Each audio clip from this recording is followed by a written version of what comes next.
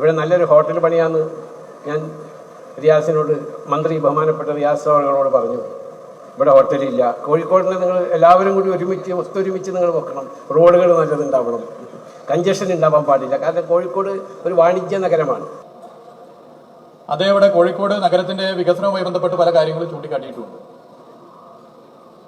നേരത്തെ തന്നെ കോഴിക്കോട് നഗരത്തിലെ 12 റോഡുകൾക്ക്, അതിൽ ഈ കല്ലുത്താൻകടവ് മുതൽ ഇതിന്റെ മുമ്പിലൂടെ മീഞ്ചന്ത വരെ എത്തുന്ന 5 കിലോമീറ്റർ വരുന്ന റോഡ് ഉൾപ്പെടെയുള്ള 12 റോഡുകൾക്ക് സിറ്റി ഇംപ്രൂവ്മെന്റ് പദ്ധതിയുടെ ഭാഗമായി സംസ്ഥാന സർക്കാർ 1300 കോടി രൂപ ഏതാനും മാസങ്ങൾക്ക് മുമ്പ് അനുവദിച്ച സന്തോഷപരവും നിങ്ങളെ പ്രത്യേകം അറിയിക്കാൻ ഞാൻ ആഗ്രഹിക്കുകയാണ്.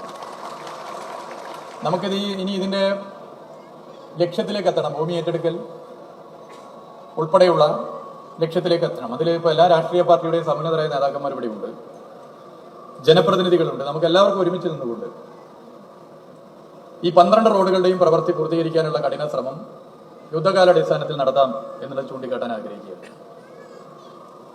ഇതിന്റെ തിരക്ക് അനുഭവപ്പെടുന്ന മറ്റൊരു ജംഗ്ഷൻ മീഞ്ചന്ത ജംഗ്ഷനാണ്. മീഞ്ചന്ത ജംഗ്ഷനിൽ മീഞ്ചന്ത വട്ടക്കിണർ അരീക്കാട്, വട്ടക്കിണർ എന്ന് ആരംഭിച്ച് മീഞ്ചന്തയിലൂടെ അരീക്കാട് ഇറങ്ങുന്ന മേൽപ്പാലം, അതുപോലെ ചെറുവണ്ണൂർ മേൽപ്പാലത്തിന് 225 കോടി അനുവദിച്ച് അതിന്റെ ഭൂമി ഏറ്റെടുക്കൽ പ്രവൃത്തി ആരംഭിച്ച സന്തോഷപരവും നിങ്ങളെ പ്രത്യേകം അറിയിക്കാൻ ഞാൻ ആഗ്രഹിക്കുകയാണ്. പിന്നെ അദ്ദേഹം ഇവിടെ പറഞ്ഞ ഹോട്ടൽ ഉൾപ്പെടെയുള്ള വികസന പ്രവർത്തനങ്ങൾക്ക് സംസ്ഥാന സർക്കാരിന്റെ എന്ത് സഹായമാണോ ലഭ്യമാകേണ്ടത്? കാരണം കുറെ പേർക്ക് ജോലി ലഭിക്കും, വലിയ വികസനം നാട്ടിലുണ്ടാകും. അതിനെന്താണ് സംസ്ഥാന സർക്കാർ ചെയ്യേണ്ടത്? അത് മെറിറ്റ് അടിസ്ഥാനത്തിൽ ചെയ്യാൻ സംസ്ഥാന സർക്കാർ തയ്യാറാണ് എന്നുള്ളതും പ്രത്യേകം ഇവിടെ ചൂണ്ടിക്കാട്ടാൻ ആഗ്രഹിക്കുകയാണ്.